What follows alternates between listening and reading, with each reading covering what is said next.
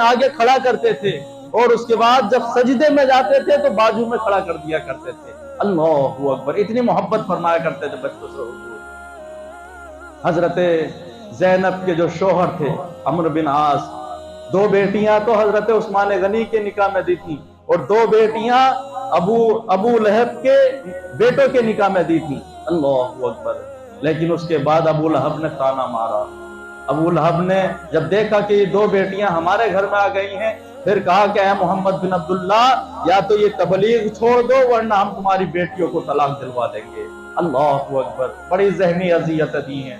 ایک تو یہ اذیت ہے دینی اعتبار سے، اور پھر دوسری اذیت ہے گھر کے اعتبار سے، یہ گھر کے مسائل۔ کون سا ایسا باپ ہوگا کائنات کے اندر کہ جب کوئی لڑکا اس کی بیٹی کا شوہر یا اس کا سسر یہ کہے کہ ہمیں ہماری بات مانو اور ہماری بات رکھو اور ہماری بات کو تسلیم کرو ورنہ ہم تمہاری بیٹی کو طلاق دے دیں گے، اور پھر بیٹیوں کا رونا، بیٹیوں کا تکلیف سہنا۔ اللہ اکبر، نہیں قربان جاؤ مصطفیٰ پیارے کی جان پر۔ حضور فرماتے ہیں اے ابو لہب، تجھے اگر طلاق دینا ہے تو دے دے، طلاق دلوانا ہے تو دلوا دے، لیکن میں مذہب اسلام کی تبلیغ نہیں چھوڑوں گا۔ سبحان اللہ، مذہب اسلام سب سے پہلے ہے، میری اولاد، میرے بچے، یہ تمام چیزیں بعد میں، مذہب اسلام سب سے پہلے۔ اور پھر یہ تکلیفیں بھی برداشت کرنا پڑی۔ حضرت زینب رضی اللہ تعالی عنہ کو طلاق دی گئی، اور طلاق دینے کے بعد حبار نامی ایک شخص تھا۔ حضرت زینب ایک مرتبہ شاید گھوڑے پہ یا اونٹ پہ بیٹھی ہوئی تھی، اور حبار نے ایک کمان سے تیر چلایا، اور اس وقت کا عالم یہ تھا کہ حضرت زینب حاملہ تھی، ان کے بطن مبارک میں بچہ تھا، اور جیسے ہی اس نے تیر چلایا تو پھر وہ تیر قریب سے نکلا اور کچھ حصے میں لگا گھوڑے کے، اور حضرت زینب نیچے گری، اور نیچے گرنے کے بعد کچھ وقت تک تڑپی، تکلیف برداشت کی، اور اس کے بعد آپ کا انتقال ہو گیا۔ اللہ اکبر، تو یہ بڑی بڑی تکلیفیں برداشت کی ہیں۔ فتح مکہ کے دن جب وہی حبار جس نے تیر چلایا تھا مصطفیٰ کے سامنے آیا، پردہ پڑا ہوا تھا اس کے چہرے پہ، اور پھر وہ کہتا تھا کہ یا رسول اللہ، کیا بڑے سے بڑا گناہگار جو ہو اسے بھی آپ معاف فرما دیتے ہیں؟ حضور خاموش رہے، سر نیچے ہے۔ کہا یا رسول اللہ، بہت بڑا گناہگار ہو کیا اسے بھی آپ معاف فرما دیتے ہیں؟ آپ پھر خاموش ہیں۔ پھر کہا کہ دنیا میں سب سے بڑا گناہگار ہو کیا آپ اسے بھی معاف فرما دیتے ہیں؟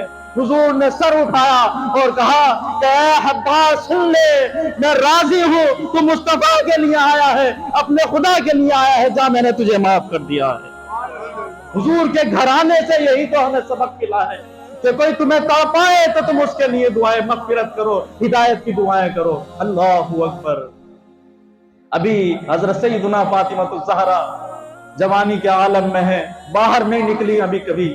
اللہ اکبر، ایک مرتبہ کا واقعہ ہوا کہ کعبۃ اللہ کے اندر، حرم مبارک کے اندر حضور آرام فرما رہے ہیں، بیٹھے ہوئے ہیں، اور ابو جہل نے دو لوگوں کو بھیجا۔ اونٹ کی اوجڑی بہت بھاری ہوتی ہے، اونٹ کی اوجڑی بہت بھاری ہوتی ہے، اور دو شخص گئے اور جانے کے بعد اونٹ کی اوجڑی اٹھائی اور مصطفیٰ کی گردن مبارک پر رکھ دی۔ اللہ، یہ حدیث مبارک ہے۔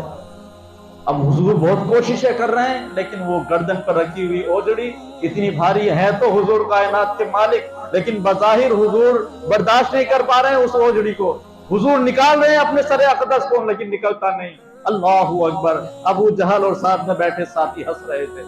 کسی نے جا کے سیدہ فاطمہ الزہرا رضی اللہ تعالیٰ عنہ سے کہا، دروازہ کھٹکھٹایا اور کہا کہ سنتی ہو، کہا تمہارے والد محترم کے سر پر ابو جہل نے جو ہے وہ اونٹ کی اوجڑی ڈلوا دی ہے۔ اللہ اکبر، اب نہ وہاں ابو بکر صدیق موجود ہے، نہ عمر فاروق موجود ہے، نہ علی موجود ہے، آپ جائیں، اور حضور تکلیف میں ہے بہت۔ اللہ اکبر، کسی نے پوچھا تھا نا حضرت فاطمہ الزہرا سے، ذرا یہ تو بتاؤ آپ کی زندگی میں سب سے مشکل وقت کون سا تھا؟ آپ کی زندگی میں کون سا ایسا لمحہ تھا جس نے آپ کو سب سے زیادہ تکلیف دی تھی؟ تو حضرت فاطمہ الزہرا نے یہ واقعہ بیان فرمایا تھا۔ فرماتی ہیں کہ جب میں نے یہ سنا کہ میرے ابا جان کے سر اقدس پہ جو ہے اوجڑی رکھ دی گئی ہے اونٹ کی، तो फिर मैं दुपट्टा डाल के निकली, और निकलने के बाद मैं हुजूर की बारगाह में पहुंची तो हुजूर को मैंने देखा कि हुजूर का सरे अक़दस उस ओढ़नी के नीचे है। अल्लाहु अकबर। और मैंने कुछ लोगों को मुस्तफा करीम के ऊपर हंसते हुए देखा था।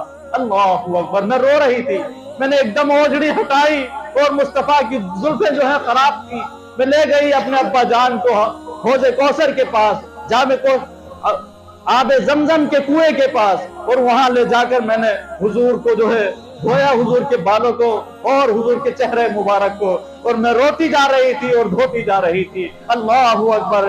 उस दिन मेरी जबान से ये जुमले निकले थे, ऐ मेरे मौला परवरदिगार आलम, आज ये फातिमा खानदान नबूवत में बड़ी जिम्मेदारी के साथ ये दुआ मांगती है कि जिसने ये मंसूबे बनाए हैं, जिसने ये ओजड़ी डाली है, ऐ मेरे मौला परवरदिगार आलम, तू उसको दुनिया में ही अजाब में मुब्तला कर देना, दुनिया में ही उसको इसका सिला देना। और हुजूर भी रो रहे हैं। अल्लाहु अकबर। हुजूर ने कितने गम बर्दाश्त करे। आज हम देखो हम क्या कर रहे हैं मजहब इस्लाम के लिए। सोचो, गौर करो, एक तरफ ओजड़ियां डाली जाती हैं, दूसरी तरफ दुआएं मग़फ़िरत की जाती है।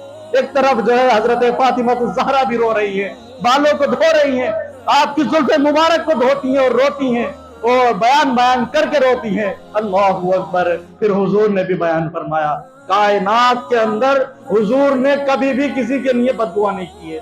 ये तारीख गवाह है, कुरान भी गवाह है, हदीसें भी गवाह है, कभी कायनात के अंदर हुजूर ने किसी के लिए बद्दुआ नहीं की है। लेकिन जब रोते रोते फातिमा को ज़हरा की ये दुआ निकली और ये जुमले निकले कि ऐ मौला, मेरे बाप के साथ जिसने ये सलूक किया है, तू बेहतर जानने वाला है, तू उसके साथ भी वो सलूक फरमा। तो फिर हुजूर के भी अल्फाज निकले और फरमाया, ऐ मेरे मौला, मेरी बेटी की दुआ को कबूल फरमा। अल्लाह। चंद दिन गुजरे थे, कसम खुदा की ये वाकया हदीस मुबारक में बाकायदा सनद के साथ रावी है। हजरत अब्दुल्ला बिन रहमान बयान करते हैं कि एक लम्हा गुजरा, कुछ जमाने गुजरे, कुछ वक्त गुजरा कि जंगे ओहद का मारिका आया और मैं खड़े होके देख रहा था, मैं खड़े हो के देख रहा था कि किस किस का सर काटा जा रहा है। और मैंने बाकायदा अपनी आंखों से देखा है कि जिन्होंने वो ओजड़ी डाली थी, जिन्होंने वो इंतजाम करे थे, और जो लोग खड़े होकर हंस रहे थे, कसम खुदा की एक एक का सर कटते हुए उस पर मैंने देखा। कुछ दिनों के बाद जंगे ओहद का मारिका आया और जंगे ओहद के मारिके में एक एक को खड़े होकर अब्दुर्रहमान, हजरत अब्दुर्रहमान फरमाते हैं, एक एक को खड़े होकर मैंने देखा था और मैंने एक एक की गिनती की थी कि जितने वहां मौजूद थे, एक एक का सर जंगे ओहद में काटा गया था। अल्लाहु अकबर।